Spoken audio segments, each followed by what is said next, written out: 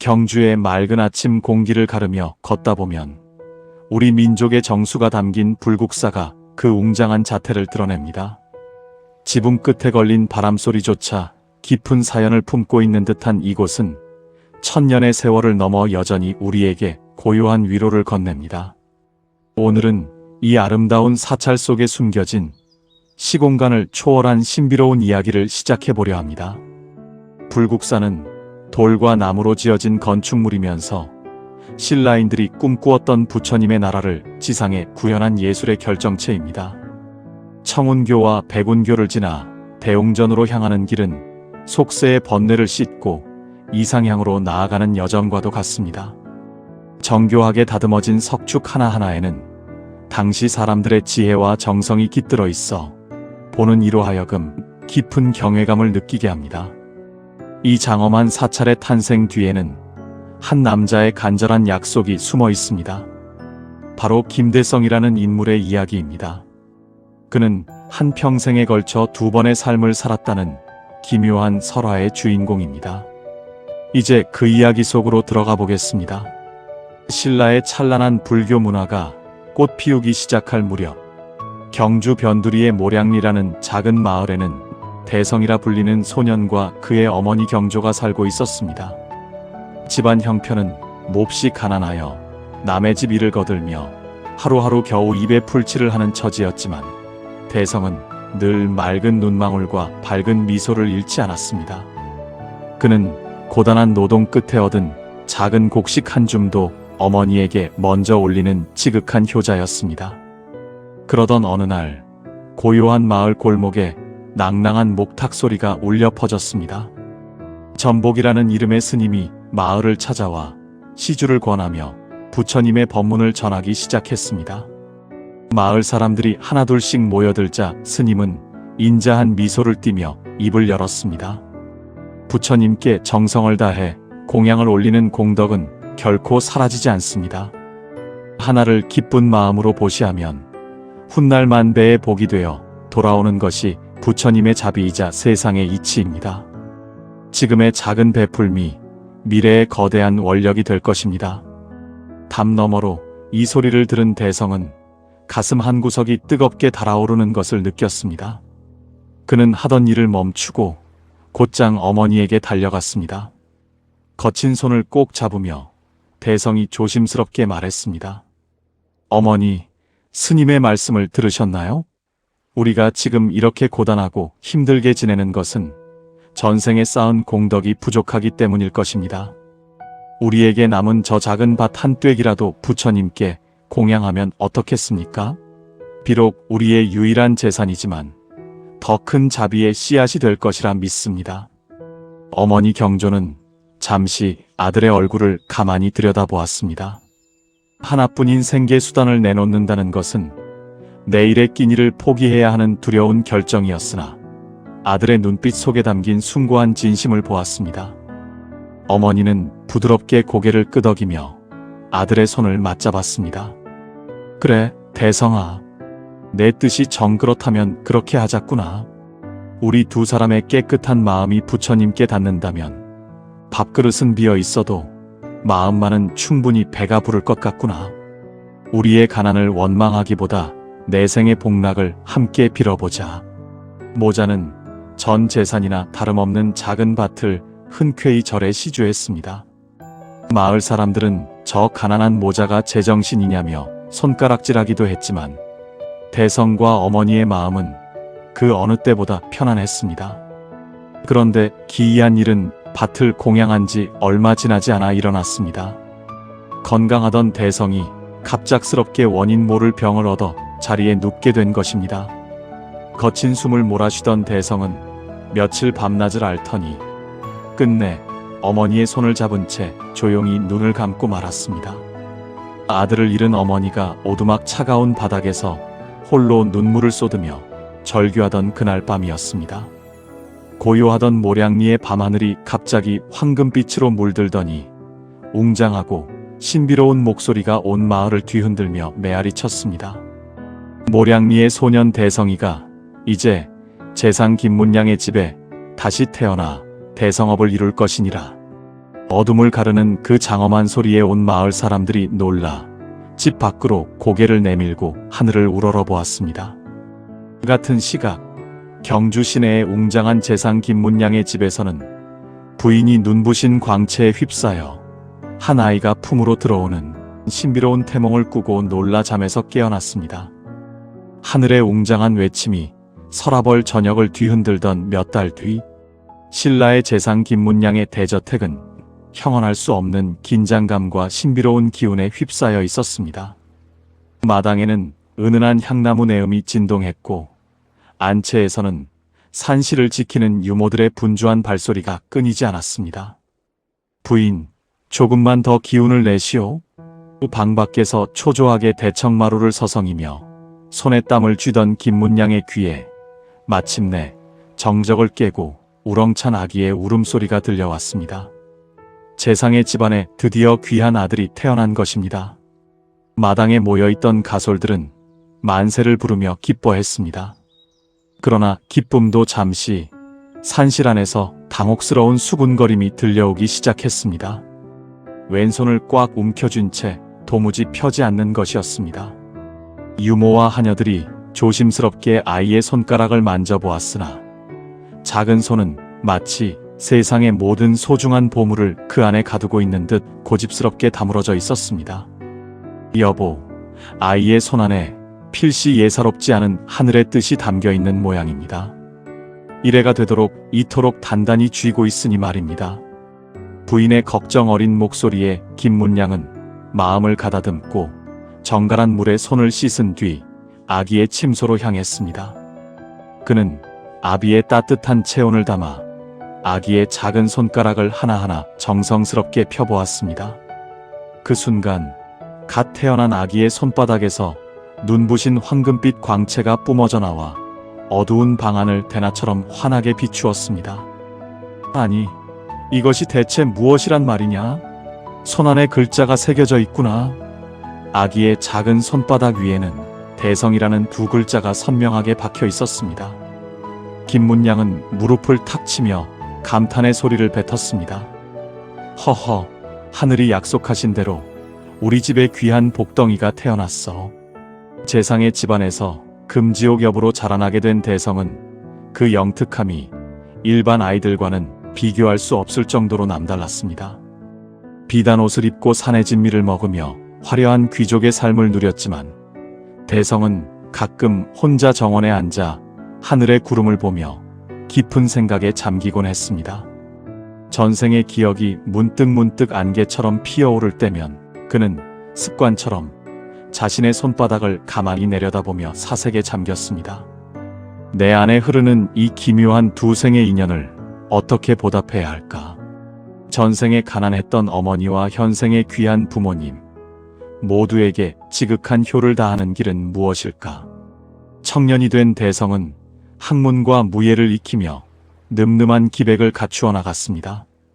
겉으로는 서라벌의 기대를 한 몸에 받는 화려한 공자의 모습이었으나 그의 가슴 한 구석에는 늘 모량리 어머니가 뜨겁게 살아 숨쉬고 있었습니다.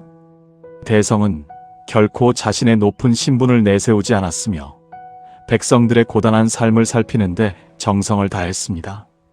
이러한 그의 성품은 훗날 그가 세울 거대한 불사의 주춧돌이 되었습니다. 하늘이 맺어준 이 신비로운 운명은 이제 평온한 일상을 지나 토암산의 깊은 숲속에서 예기치 못한 사건을 마주하며 새로운 국면으로 접어들게 됩니다. 그는 특히 활쏘기에 능하여 토암산의 웅장한 능선을 누비는 명포수로 이름을 떨쳤습니다. 어느 날 자욱한 안개가 산허리를 감싸 안은 이른 아침이었습니다. 대성은 바위 뒤에 몸을 숨긴 채 숨을 죽였습니다. 저 멀리 집채만 한 곰 한 마리가 어슬렁거리며 나타난 것이지요. 오늘도 하늘이 내게 큰 수확을 주시는구나. 대성은 팽팽하게 당겨진 활시 위를 놓았습니다.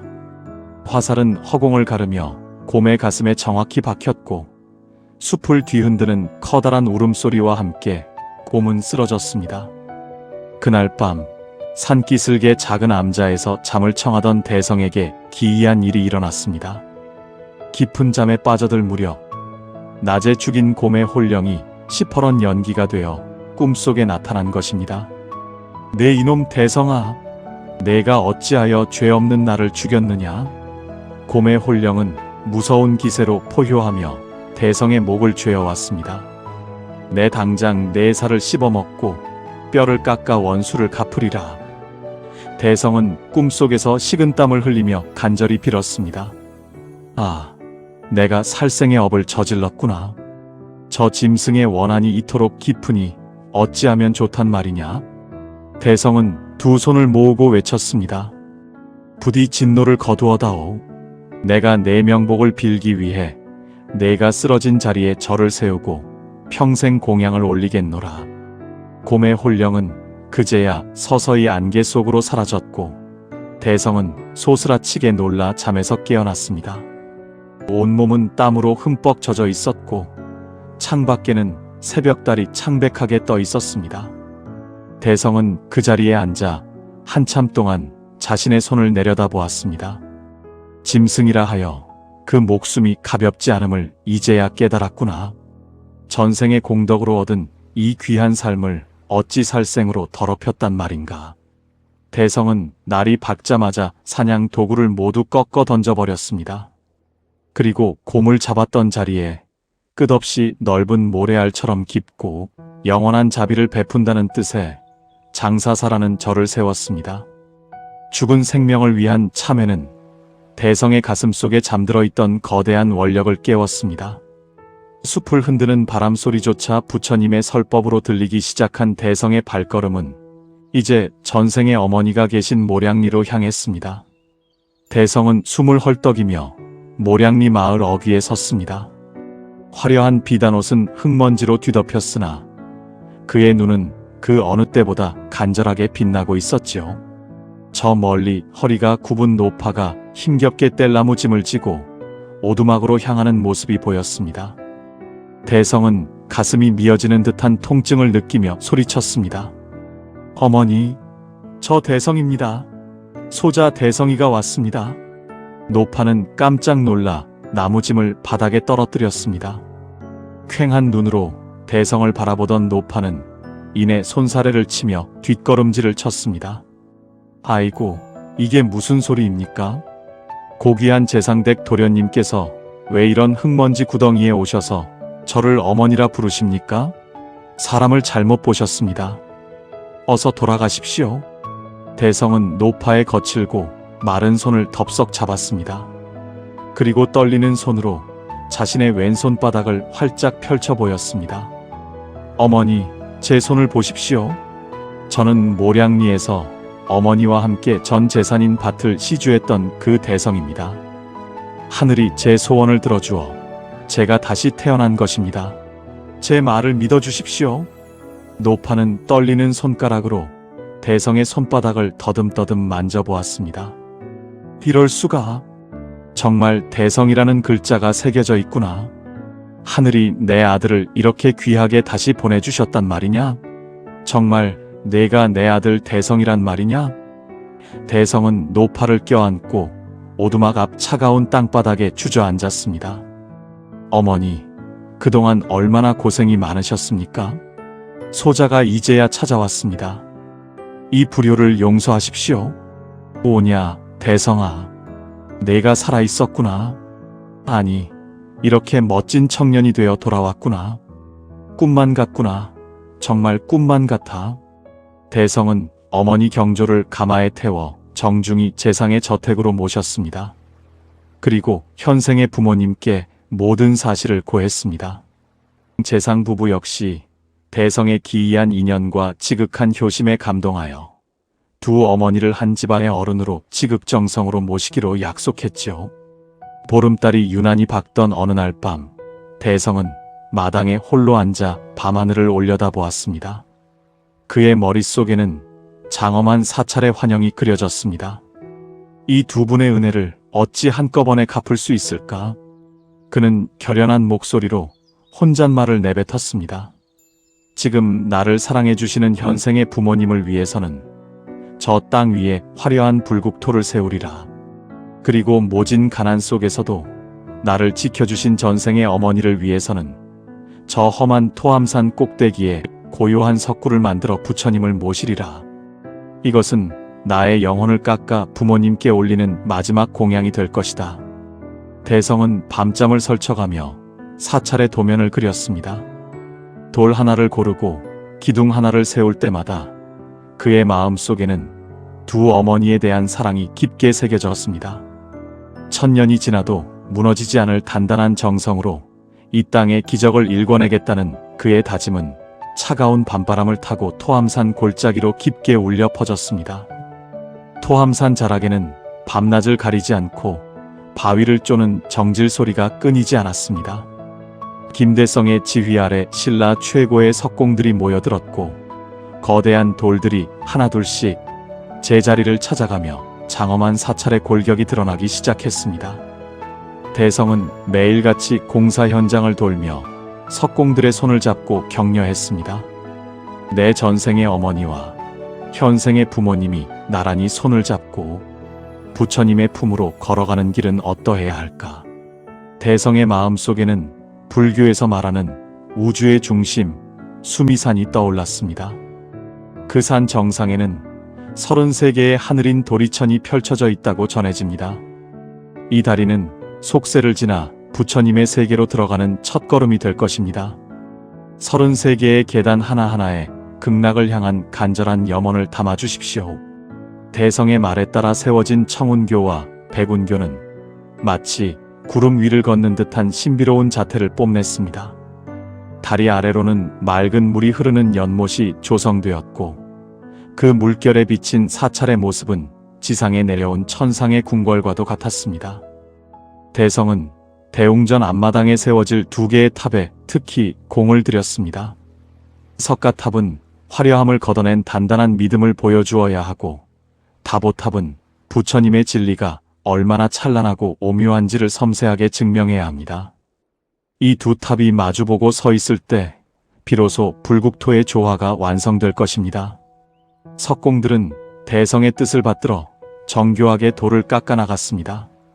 다보탑의 난간 하나, 석가탑의 지붕돌 하나에도 빈틈없는 치밀함이 깃들었습니다. 특히 청운교와 백운교를 바치는 석축은 자연석과 인공석이 맞물려 거대한 파도를 형상화했는데 이는 신라 건축 기술의 정점이자 대성이 꿈꾼 화합의 상징이었습니다. 대성은 웅장하게 솟아오른 불국사의 전경을 바라보며 나지막이 다짐했습니다. 이제 땅 위의 불국토는 그 기틀을 잡았구나. 이제는 저 높은 동굴 속에 전생의 어머니를 위한 평생의 안식처를 지을 차례다. 그의 시선은 불국사를 넘어 토암산 꼭대기, 안개가 자욱하게 서린 석불사 건립지로 향했습니다.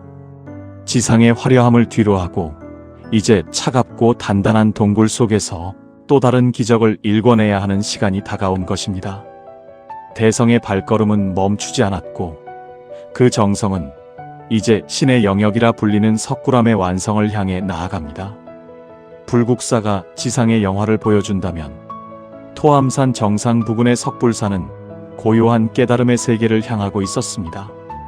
김대성은 전생의 어머니를 향한 그리움을 담아 거대한 화강암을 깎고 다듬어 인공 석굴을 만들기 시작했습니다.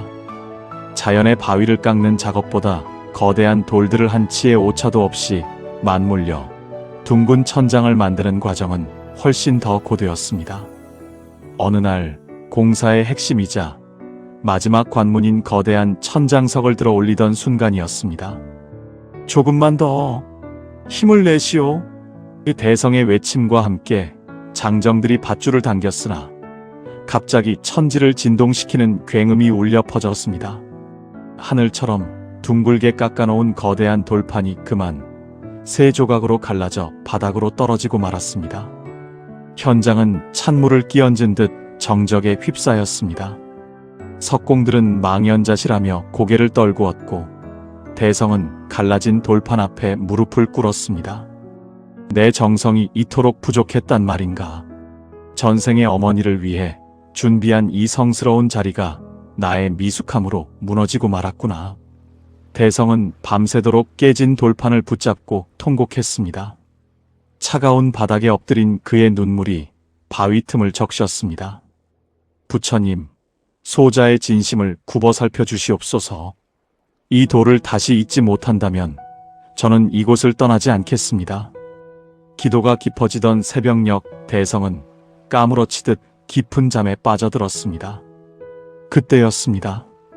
하늘에서 눈부신 빛이 내려오더니 신비로운 형상의 천신들이 석굴 안으로 내려왔습니다. 그들은 아무런 도구도 없이 깨진 돌판 조각들을 어루만지기 시작했습니다. 인간의 효심이 하늘을 감동시켰으니 우리가 그 매듭을 이어주리라. 천신들이 손을 뗄 때마다 갈라진 틈 사이로 황금빛이 스며들었고, 새 조각이었던 돌은 기적처럼 다시 하나가 되어 천장 높이 자리를 잡았습니다. 다음 날 아침, 눈을 뜬 대성은 자신의 눈을 의심했습니다. 분명 새 조각으로 깨졌던 돌판이 완벽한 원형을 이루며 천장을 덮고 있었던 것입니다. 하늘이 도우셨구나. 신령스러운 힘이 이 사찰을 지켜주고 계시는구나. 대성은 벅차오르는 감동에 석굴을 향해 수없이 절을 올렸습니다.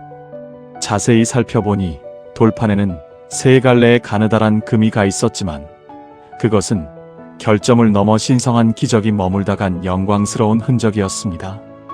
놀랍게도 그 세 갈래의 금은 천년의 모진 풍파와 세월을 견디며 오늘날까지도 우리 곁에 그대로 남아 있습니다.